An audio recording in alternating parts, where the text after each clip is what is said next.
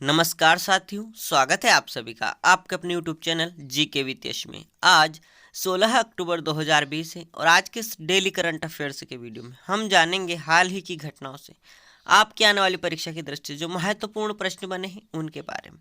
साथ ही जानेंगे प्रत्येक प्रश्न से जुड़ा हुआ की पॉइंट्स। यदि आपको डेली करंट अफेयर्स का PDF चाहिए तो आप ज्वाइन कीजिए हमारा टेलीग्राम चैनल जीके विद यश, जिसकी लिंक मैं आपको डिस्क्रिप्शन में दे दूंगा। दोस्तों, वीडियो को अंत तक देखिए। अंत में हम आपसे एक प्रश्न पूछेंगे जिसका राइट आंसर आपको कमेंट बॉक्स में लिखना है और वह प्रश्न आपकी परीक्षा की दृष्टि से महत्वपूर्ण होने वाला है।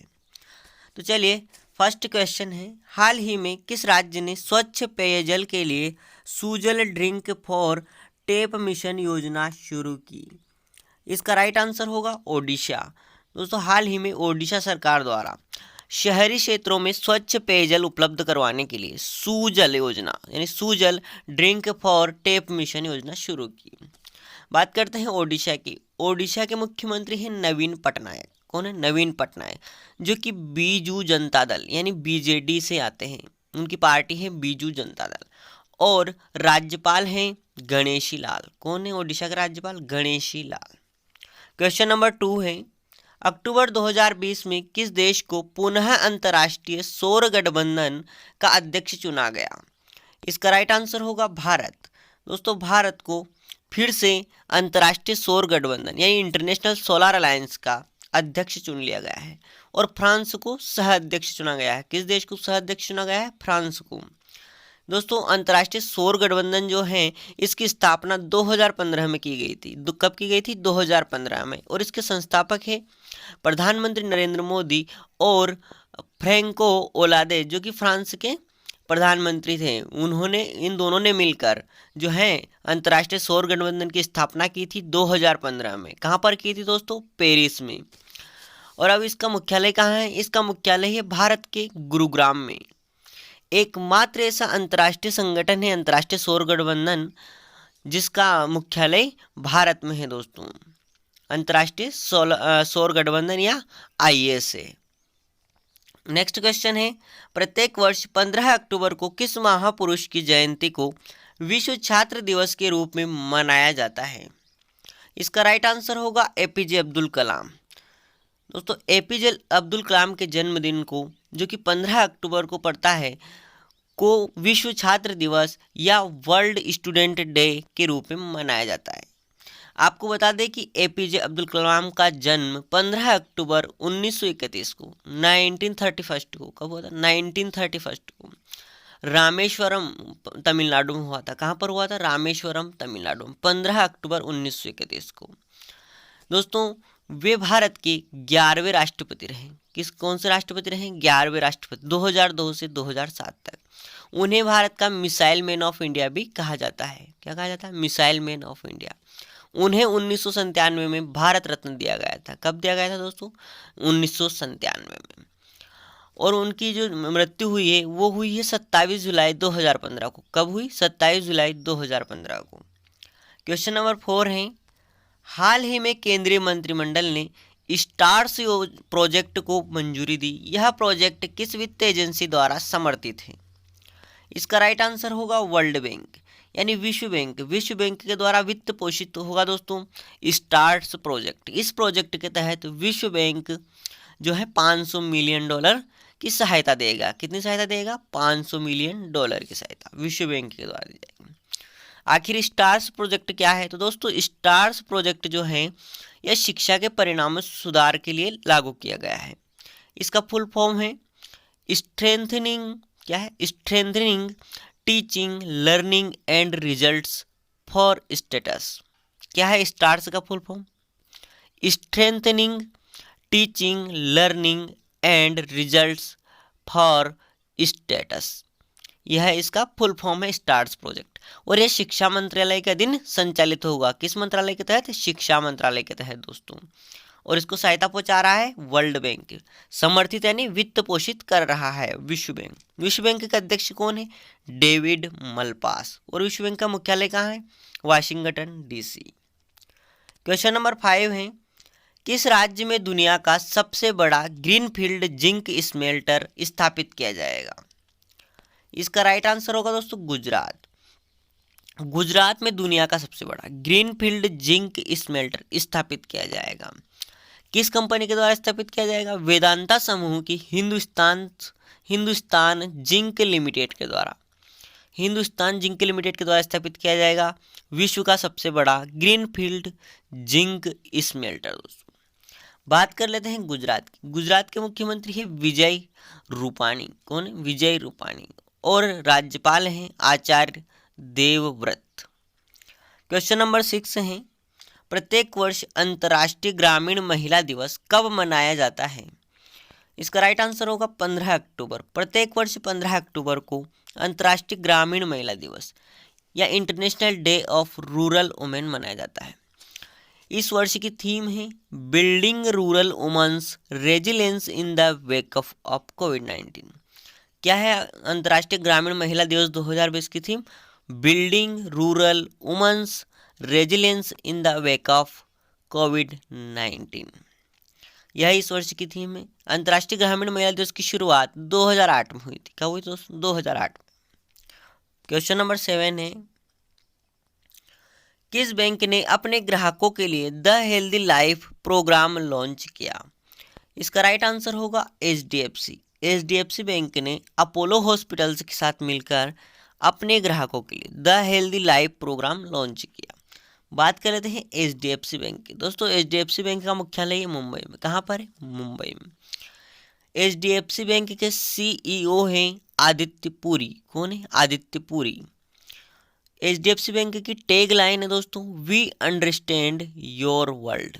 क्या है? We understand your world. Question number 8 है, निम्न में से किसने central bank of the year award 2020 जीता? इसका राइट आंसर होगा बैंक ऑफ घाना। दोस्तों बैंक ऑफ घाना ने central bank of the year 2020 का अवार्ड जीता। यानी प्रत्येक देश का एक केंद्रीय बैंक होता है, जैसे कि दोस्तों भारत का केंद्रीय बैंक है reserve bank of India RBI, उसी प्रकार घाना जो है उस देश का एक सेंट्रल बैंक है बैंक ऑफ घाना। उसने इस वर्ष के 2020 के सेंट्रल बैंकिंग अवार्ड में central bank of the year award जीता है। वहीं दोस्तों गवर्नर ऑफ द ईयर का अवार्ड बैंक ऑफ इंग्लैंड के गवर्नर मार्क कार्नी ने जीता। प्रत्येक सेंट्रल बैंक में गवर्नर होता है, उसी प्रकार बैंक ऑफ इंग्लैंड के जो गवर्नर है मार्क कार्नी, उन्हें गवर्नर ऑफ द ईयर 2020 का अवार्ड दिया गया।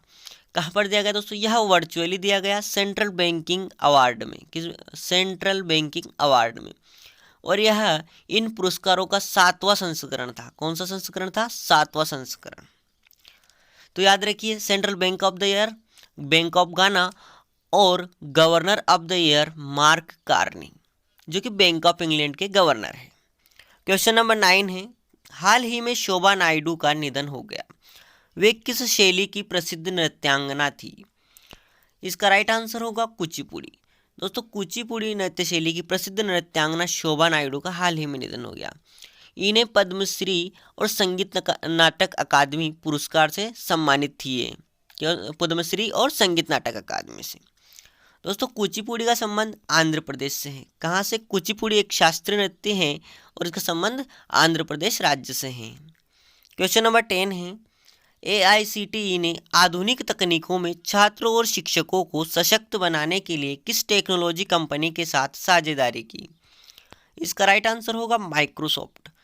दोस्तों माइक्रोसॉफ्ट के साथ साझेदारी की है AICTE ने आधुनिक तकनीकों में छात्रों और शिक्षकों को सशक्त बनाने के लिए। बात करते हैं AICTE। AICTE का फुल फॉर्म होता है all India council for technical education. क्या होता है? All India council for technical education. AICTE की स्थापना 1945 में हुई थी। कब हुई थी? 1945 में। और इसका मुख्यालय न्यू दिल्ली है। AICTE के चेयरमैन हैं अनिल सहस्त्राबुद्धे। कौन है दोस्तों? अनिल सहस्त्राबुद्धे। और यह शिक्षा मंत्रालय के अधीन कार्य करता है। क्वेश्चन नंबर 11 है, अक्टूबर 2020 में अल्बानिया में भारत का अगला राजदूत किसे नियुक्त किया गया? इसका राइट आंसर होगा राहुल श्रीवास्तव। राहुल श्रीवास्तव को अल्बानिया देश में भारत का अगला राजदूत नियुक्त किया गया है। दोस्तों आपको बता दें कि हाल ही में मनोज कुमार भारती को इंडोनेशिया में भारत का अगला राजदूत नियुक्त किया गया है। अब बात कर लेते हैं अल्बानिया की। अल्बानिया एक यूरोपियन देश है, यानी यूरोप का एक देश है, और इसकी राजधानी है तिराना। क्या है? तिराना। मुद्रा है अल्बानियन लेक, और राष्ट्रपति हैं इलिर मेटा। कौन है अल्बानिया के राष्ट्रपति? इलिर मेटा। दोस्तों आपको ध्यान होना चाहिए कि जो हमारे देश में रहने वाली मदर टेरेसा है, जिन्हें भारत की पहली शांति के नोबेल पुरस्कार विजेता के रूप में जाना जाता है, वे अल्बानियाई मूल की थी, यानी उनका जो मूल देश है वो अल्बानिया था। क्वेश्चन नंबर 12 है, कौन सा विश्वविद्यालय वर्ष 2018-19 में सर्वाधिक पेटेंट दर्ज कर देश में प्रथम स्थान पर रहा? इसका राइट आंसर होगा चंडीगढ़ विश्वविद्यालय। दोस्तों 2018-19 में चंडीगढ़ विश्वविद्यालय ने 336